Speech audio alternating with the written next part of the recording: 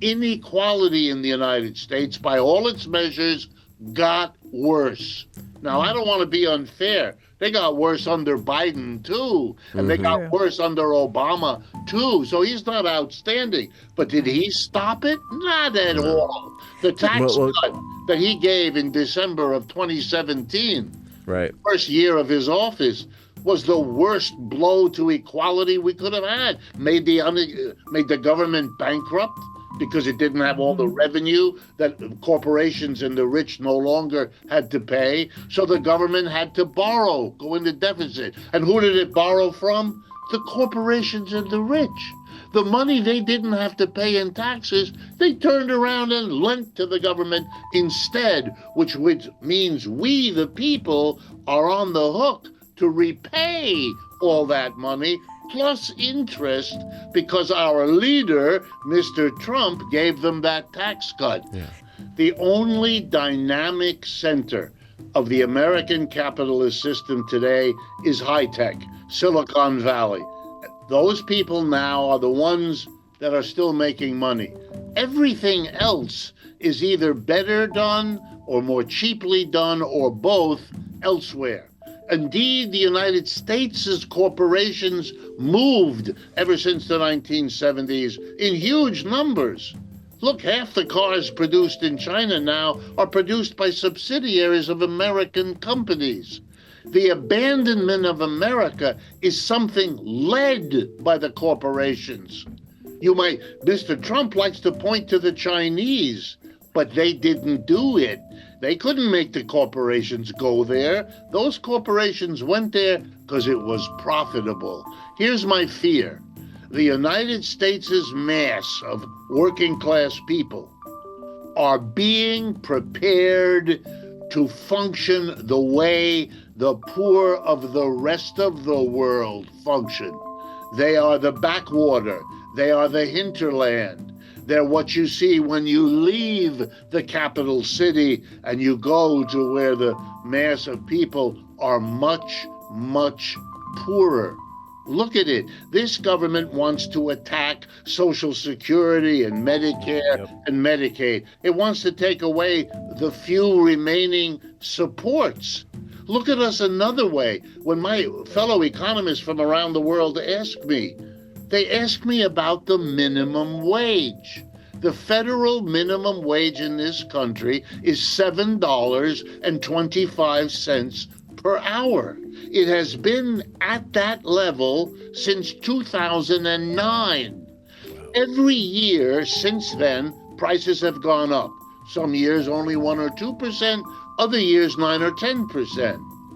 Okay, that means for the last 16 years, 2009 to now, the poorest of the poor amongst us, people living on $7.25 an hour, have been savagely abused.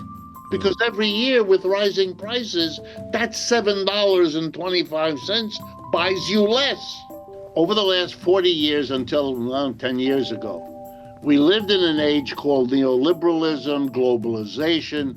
You might remember, we were told over and over again that it's good for the whole world that corporations close their shops in Cincinnati and move them to Shanghai, that we will all be better off to get these marvelous... For 30 years, and the corporations went, they had to. Their competitors were going, and they would have been outcompeted if they didn't go. China offered cheaper wages than Americans demanded. China offered the biggest growing market in the world because of their size. So every corporation sent its people over there.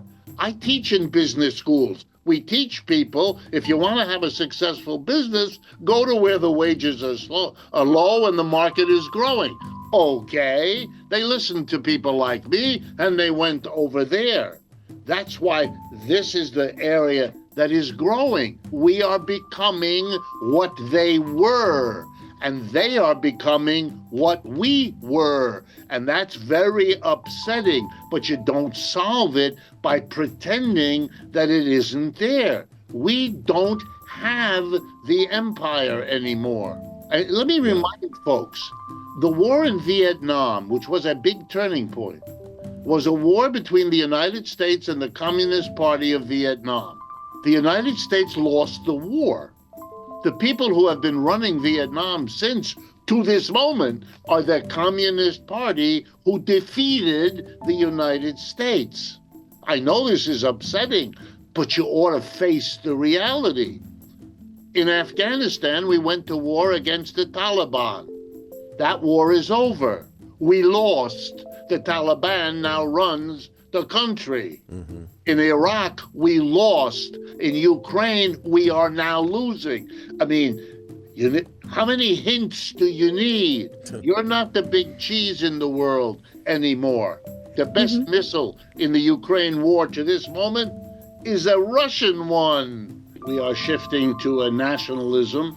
That's because we have to protect our industries because they can't compete with others.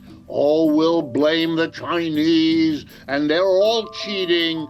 That's very boring and very old. It is what every country that loses in the competition says.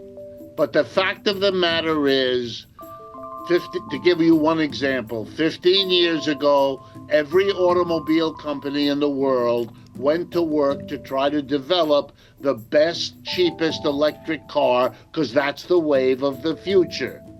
And we now have an unqualified winner.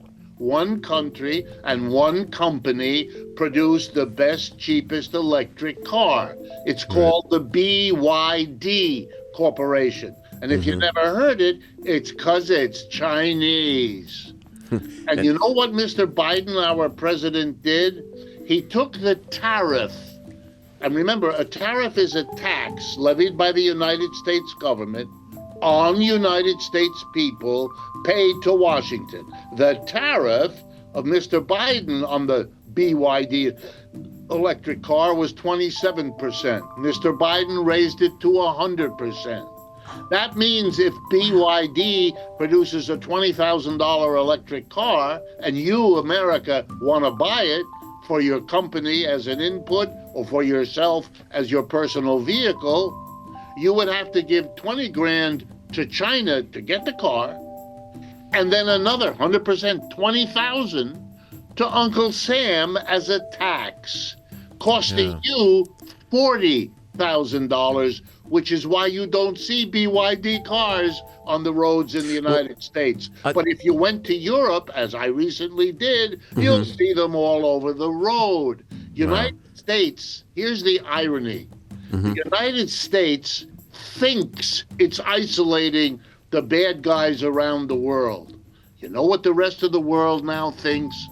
Their job is to isolate a rogue capitalism in the United States. We are putting tariffs on everybody. We're slapping everyone on, take back the Panama Canal, make Canada the 51st. You know what that looks like? Exactly, we all know what it looks like. Will Americans find it heady to think of themselves as powerful? Not as they understand. That's not an expression of power. That's a desperate theater because they can't face the loss of power that is our reality and which we could handle if we were honest enough to admit it.